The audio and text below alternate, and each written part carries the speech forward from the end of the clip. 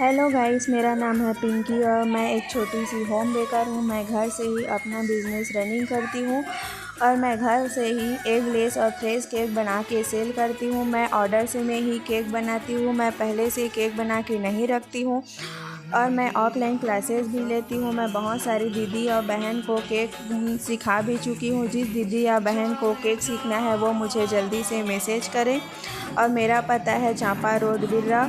तो मैं आज बना रही हूँ 2 टीयर का केक एक छोटी बच्ची के लिए मैं बना रही हूँ। तो यह डिज़ाइन आप सभी को कैसा लगा मुझे ज़रूर से बताएं। यह वीडियो आप सभी को कैसा लगा मुझे ज़रूर से बताएं और इस वीडियो में मुझे बहुत सारा प्यार, लाइक, शेयर और फॉलो ज़रूर कीजिए।